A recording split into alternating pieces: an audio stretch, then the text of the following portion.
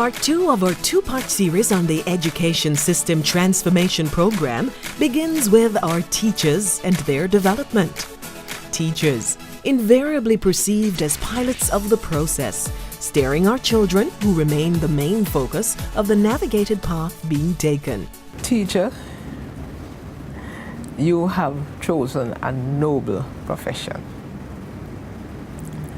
In your hands, you have the power of change, sustained change.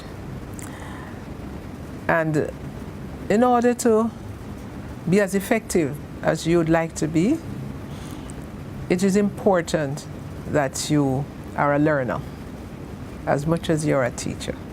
And so the children who come to you, the children with whom you're engaged, help them to be the best that they can be. I want the teacher, the new teacher, the fledgling teacher, or the teacher who has been in the classroom for a while, never to forget that education gives us the opportunity to treat children as though they were wet cement, or hands or fingerprints are going to be on them.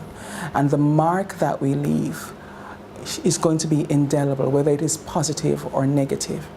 I also want the teachers to remember, even as I remembered as a teacher, that you're never at your end.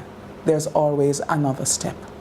So I want teachers to be curious. I want teachers to love learning, because in loving learning, then you keep yourself excited about education. Being so excited is about lifelong learning and the meaningful development of our teachers. The Jamaica Teaching Council, JTEC, has therefore been mandated to facilitate capacity building for teachers and to raise and regulate standards governing the teaching profession. The body was urgently needed to give that focus to how teachers develop, how the programs develop. What is the impact of what we do with the teachers? When we provide training, how do we know that the training is making a difference? How do we communicate with teachers about their role in the national development process?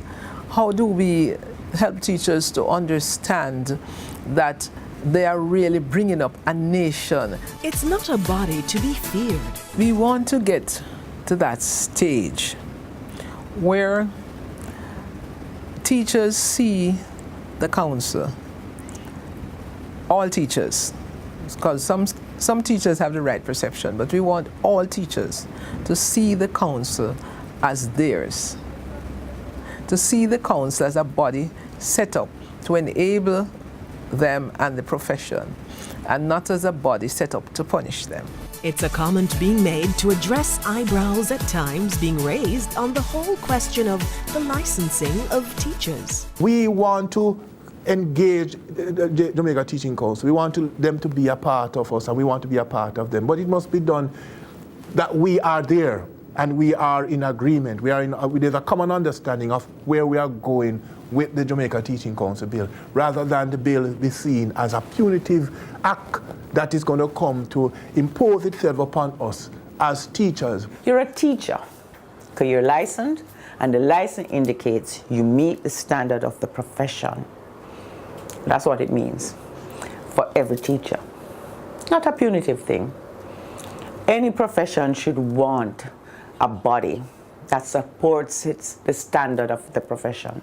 It's long postponed, and in hindsight, I'm sorry that I ensured so much consultation that in fact it dribbled over the four-year period that I was there. It ought to have been passed long before.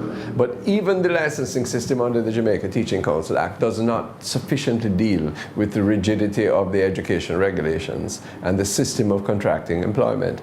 And this has a knock-on effect upon the capacity of the system to afford the best possible instructors where they are needed. Pointed comments from all that's probing.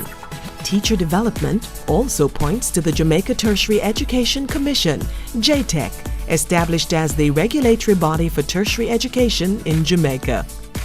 The Commission's primary mandate is to regulate, standardize, safeguard, and transform Jamaica's tertiary education sector. First of all, we need to ensure that we have as many types of institutions as are necessary for the National Development Project. So it's not just universities, it's also institutes and colleges, and the vision would be that everybody doesn't have to have a formal degree, but everybody can have a level of knowledge and training that would be, take them up the ladder. We have developed what is called a National Qualifications Framework. It's a tool that allows, that has different levels for different levels of education.